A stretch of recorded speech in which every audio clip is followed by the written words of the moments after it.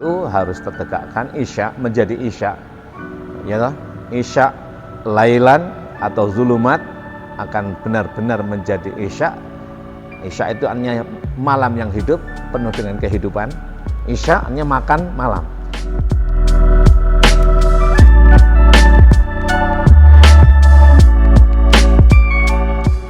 Assalamualaikum warahmatullahi wabarakatuh. Alhamdulillah alladzi anzala ala 'abdihil kitaba wa lam yaj'alahu iwaja. Asyhadu an la ilaha illallah wahdahu la syarikalah wa asyhadu anna sayyidana wa nabiyyana Muhammadan abduhu wa rasuluhu sallallahu alaihi wa ala alihi wa ashabihi la nabiyya ba'da. Allahumma salli wa sallim wa barik ala habibina wa syafi'ina qurrati a'yunina wa maulana Muhammad ibn Abdillah wa ala alihi wa ashabihi wa asba'ihi wa man tabi'a hudahu ila yaumil qiyamah. Amma ba'du. Baik, kita lanjutkan kaji kita filsafat, tasawuf dan thariqah. Kebetulan saya tadi sholat maghrib di Masjid Muhajirin ini, Yayasan Integritas Malang, dan teks video tentang sholat maghrib. Saya lanjut sholat isya berjamaah di sini. Alhamdulillah, saya ingin melanjutkan penjelasan tentang sholat isya dalam kaji filsafat, tasawuf dan thariqah. Yang dimaksud dengan kaji filsafat adalah objek kajian filsafat itu menjadi satu alat untuk menganalisa, yaitu ontologis, epistemologis, dan aksiologis. Apa? Yaitu syariatnya, objektif, benar adanya. Lalu epistemologis itu bagaimana, thariqah, metodologinya. Lalu aksiologis itu nilai manfaat atau hakikat nyata pada diri seseorang. Nah, kemudian dalam kaji thariqah tidak sekedar aksiologis atau hakikat, tapi bagaimana aksiologis nilai guna atau hakikat diri itu menimbulkan satu kesadaran diri yang disebut dengan ma'rifah. Bahkan diharapkan setelah kesadaran tinggi muncul pada diri seseorang itu mengantarkan kita untuk iqon, yaitu yakin. Lalu apa yang dimaksud dengan kajian tasawuf? Ngaji tasawuf itu tidak mengaji orang lain, tapi mengkaji diri sendiri, yaitu objeknya 5. Pertama adalah iman, ada dalam dada kita, mawuqdira fil qalbi, sesuatu yang terukir kuat dalam hati kita, sesuatu yang tercatat dalam hati kita. Jadi kalau tasawuf itu objeknya 5. Jadi ngaji tasawuf itu atau kaji tasawuf itu tidak keluar dari diri kita, alias mengkaji tasawuf atau perspektif tasawuf itu mengkaji diri kita, yaitu objeknya 5. Pertama adalah al-iman. Apa iman itu? Mawuqdira fil qalbi, sesuatu yang terukir, tercatat kuat di dalam hati kita. Sifatnya zat, disebut dengan catatan. Wujudnya tidak ragu. Dzalikal kitab la raiba fih. Itulah catatan yang tidak ada ragu di dalamnya. Kalau ragu berarti bukan iman, gitu. Kalau dalam dirimu itu ragu, kalau kamu ragu berarti kamu sedang di luar iman. Yang pertama. Yang kedua adalah ilmu. Ada dalam dada kita, tidak di atas kertas. Al-ilmu fis sudur la fis sutur. Al-ilmu fis sudur la fis sutur. Ilmu itu di dalam dada kita, tidak di atas tulisan atau kertas. Dialah fenomenanya, ayatnya nyata, ada dalam dada kita, disebut dengan ilmu. Sifatnya benar atau benar. Bal huwa ayatun bayyinatun fi suduril ladzina utul ilma wa ma yajhadu bi ayatina illa zalimun. Fenomena ilmu itu nyata dalam diri kita, jelas sekali gitu. Ada dalam dada kita, wujudnya kebenaran. Maka sebenarnya apakah diri kita itu benar atau tidak, itu tahu diri kita. Siapa yang memberitahu itu? Ilmu dalam dadamu. Hanya kebenaran ilmu yang bersifat cahaya menerangi itu sering ditutupi oleh sikap atau sifat kita pengingkaran terhadap nur atau cahaya ilmu dalam dada kita itu. Yang ketiga adalah nikmat. Fungsinya merasakan. Nikmat dalam dadamu ada dalam dada setiap diri manusia. Apa yang dirasakan oleh nikmat itu apa adanya, yaitu sifatnya iman, dialah tabligh, kejujuran. Fabi ayyi ala'i rabbikuma tukadziban. Maka nikmat anugerah Allah dalam dadamu itu tidak pernah berdusta dia, nggak bisa kau dustakan. Walaupun kamu mulut mengatakan bagaimanapun ucapanmu, maka rasamu tetap tidak berubah.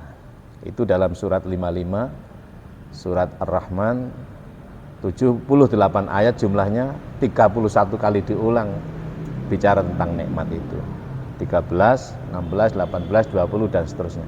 Sampai 31 kali diulang. Kemudian yang ke iman, ilmu, nikmat, dan takwa. Takwa nomor 4. Takwa dalam dada. Takwa itu berbeda dengan baju takwa. Dzalika wa may yu'azzim sya'airallah fa innaha min taqwal qulub. Itu dalam surat Al-Hajj surat ke-22 ayatnya 32. Maka sya'air atau syariah zawahir yang kita tampakkan itu jangan sampai bukan cerminan takwa yang ada dalam dadamu.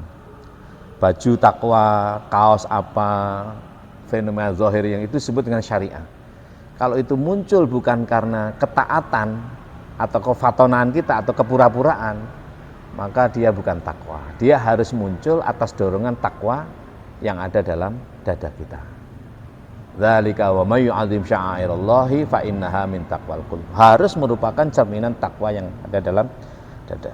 Kemudian yang kelima, objek kajian tasawuf adalah nafsu yang harus dikendalikan oleh iman, dikontrol oleh ilmu, selalu dirasa oleh nikmat dan dicek oleh takwa. Nafsu jumlahnya 1, kerjanya 7. Nah, pekerjaan itu melahirkan sifat, sifat melahirkan sebutan atau nama. Maka zat, ada af'al, ada sifat, ada asma. Nah, nafsu yang mendorong kepada kejelekan disebut an-nafsu al-ammarah. Ketika diekspresikan namanya al-lawwamah, gitu. Terekspresinya lawamah. Jadi sesuai dengan sifatnya 7. Nah, ketika tidak diikuti amarah bisuknya, maka tidak muncul lawamahnya, namanya mulhamah. Dorongannya ganti kepada kebaikan, mulhamah. Nah, dorongan mulhamah dilakukan menimbulkan ketenangan, disebut dengan mutmainnah. Ketenangan ini terus didapatkan, maka akan menimbulkan rasa berikut namanya radhiyah, rela, nafsu radhiyah atau jiwa radhiyah. Jiwa radhiyah ini didapatkan, maka akan merasakan mardhiyah, mendapatkan ridha Allah. Ridha Allah ini akan menimbulkan sikap diri kita ekspresi berupa cinta. Cinta apa, siapa tanpa membeda. Yuhibbul kafiru al-iman bima ja'a bihi Muhammadun sallallahu alaihi wasallam. Melihat kekafiran yang kebetulan ada di luar diri kita itu bukan kok benci, tapi cinta. Dalam bingkai harapan semoga yang kafir itu satu ketika menjadi beriman terhadap apa yang dibawa oleh Nabi Agung Muhammad sallallahu alaihi wasallam. Wa yuhibbul mu'mina atsubuta ala imani. Melihat ketaatan itu orang-orang mukmin cinta dalam bingkai semoga yang mukmin itu tetap dalam keimanan dan ketaatannya. Melihat kemaksiatan itu cinta, wa yuhibbul ma'asi at-taubah minal ma'siyah. Melihat kemungkaran, kemaksiatan itu cinta aja semoga yang maksiat itu satu ketika juga segera taubat. Itulah kajian tasawuf. Jadi tidak mengkaji orang lain. Baik, saya akan masuk kepada sholat isya. Tadi sholat maghrib sudah kita jelaskan. Sholat isya itu sesuai dengan namanya. Asya artinya malam. Asya, ya ta'asya artinya makan malam. Jadi isya itu artinya malam. Asya malam untuk menghidupkan malam. Jadi isya itu malam yang hidup. Bagaimana disebutkan isya? Bila kita menghidupkan isya dengan tertegaknya 4 rakaat. Itu pada malam hari. Malam itu zulum, zulum itu gelap, gelap itu dosa. Orangnya disebut dengan zalim. Ya toh.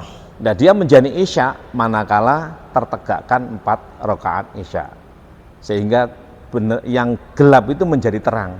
Yang zulum, zulumat, malam gelap gulita itu menjadi isya. Bila mana ada rakaat pertama, yaitu tertutupnya pintu neraka bernama Jahim. Jahim ya toh. Jahim itu menyerang hijamah. Lalu pada diri kita ingin melukai orang lain namanya Jahim. Kemudian sa'ir, apa sa'ir itu? Sa'ir itu panas itu. Jadi tidak hanya melukai tapi mengencel-ngencel. Kalau jahim itu hanya melukai, misalnya kita membunuh hewan itu ya, dibunuh, cek itu namanya jahim. Ya. Tapi setelah wis mati, cik dingin-dinginan namanya sa'ir. Jadi nafsu itu kalau dituruti gitu, kalau orang sudah membunuh orang lain, sudah terbunuh itu ingin mati, namanya sa'ir. Maka nafsu itu semakin dituruti akan semakin. Nah itu harus ditutup. Rakaat pertama menutup jahim. Apa jahim itu? Dorongan yang dampak dari lahdo tadi. Kalau maghrib kan 3, yaitu hawiyah, kemudian sakor, lahdo. Nah ini kalau tidak tertutup, tidak tertegakkan 3 rakaat, maka akan lahir namanya jahim. Menyerang orang lain. Nah jahim ini nggak cukup, akan meningkat menjadi sa'ir. Ngamuk gitu loh. Mata ini laler itu nggak cukup dengan mati. Mati dengan sa'ir. Nah nanti itu akan meningkat lagi namanya khutomah, yaitu pada rakaat ditutup dengan rakaat ketiga. Apa khutomah itu? Wis dingenek-enek diilok-ilok nih, gitu, diumpat-umpat, kon dan lain sebagainya. Terus nanti puncaknya adalah jahanam pada rakaat keempat. Oleh karena itulah maka fungsi salat isya ini adalah untuk menutup 4 neraka.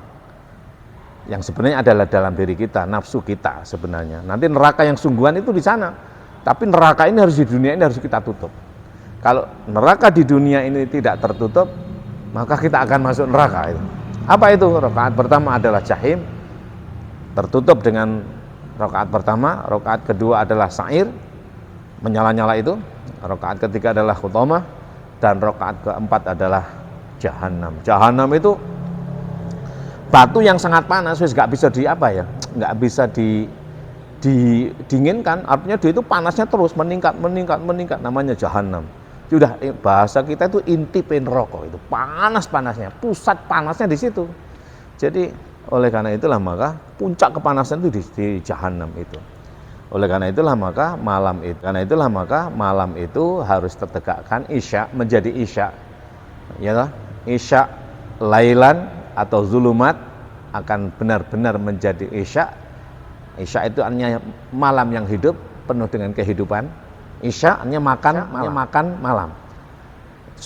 Apa artinya? Ya isya walaupun gelap tapi enak. Apa? Bila mana terjadi isya, yaitu tertegaknya 4 rakaat isya. Nah, 4 rakaat itu adalah menutup 4 pintu neraka, yaitu jahim, sa'ir, khutomah, dan jahanam. Dan nanti masih ada lagi namanya lail lagi, namanya nafilah. Wa minal laili fatahajjad bihi nafilatal lak asa ayyab'atsaka rabbuka maqaman mahmuda. Itu dalam surat Al-Isra ayat 78. Surat 17 ayat 78. Jadi ibaratnya begini ya, neraka itu kotak itu ya. Pintunya 7 ya, ditutup dengan 3 rakaat maghrib dan 4 rakaat isya, masih ditambah dengan nafilah, qiyamul lail. Nafilah itu palang atau pelang gitu. Nah, itulah fungsi, tapi sunnah sifatnya, sunnah muakkadah, sangat diharapkan, sangat diperkuat. Tapi seandainya tidak masalah, karena 3 dan 4 sudah menutup neraka, jumlahnya 7. Nah, kalau orang benar-benar atau orang mukmin benar-benar mampu melaksanakan atau menegakkan 3 rakaat maghrib dan 4 rakaat isya ini, maka baginya benar-benar akan tercegah perbuatan keji dan mungkar. Itulah yang disebut dengan uslu ma uhiya ilaika minal kitabi wa aqimis sholata inna sholata tanha anil faksya'i wal munkar wala dzikrullahi akbar wallahu ya'lamu ma tasna'una.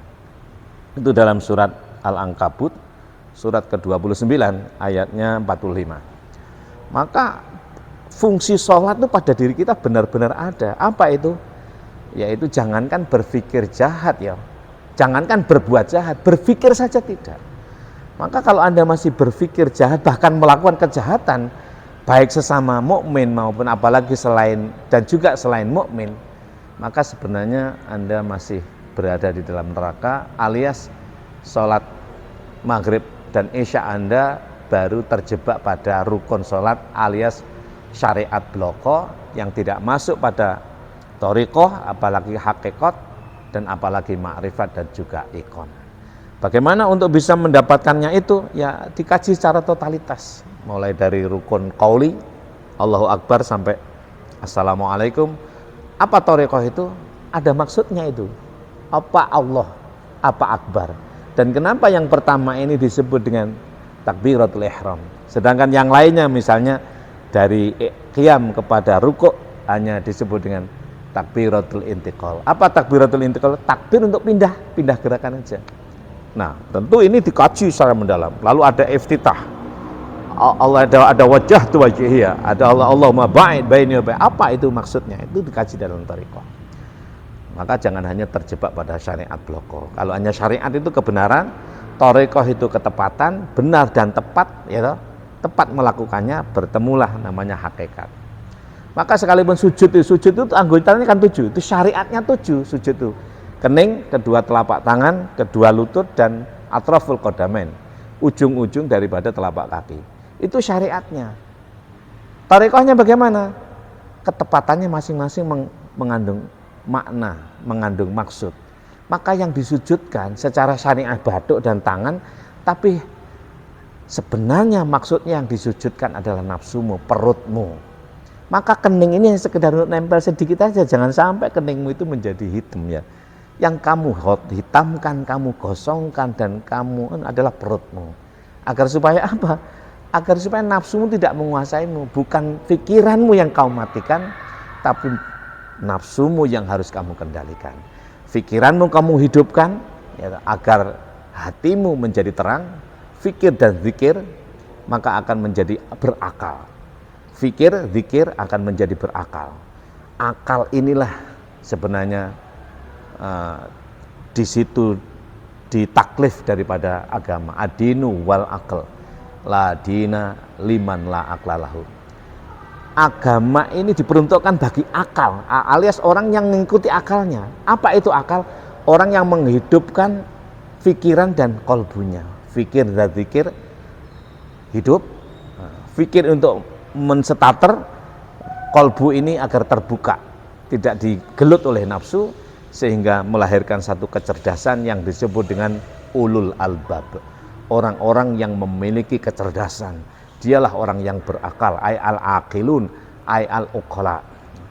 Inna fi khalqis samawati wal ardi wa ikhtilafil laili wan nahar la ayatil liulil albab. Mudah-mudahan ada guna dan faedahnya. Wallahul muwaffiq ila aqwamit thoriq.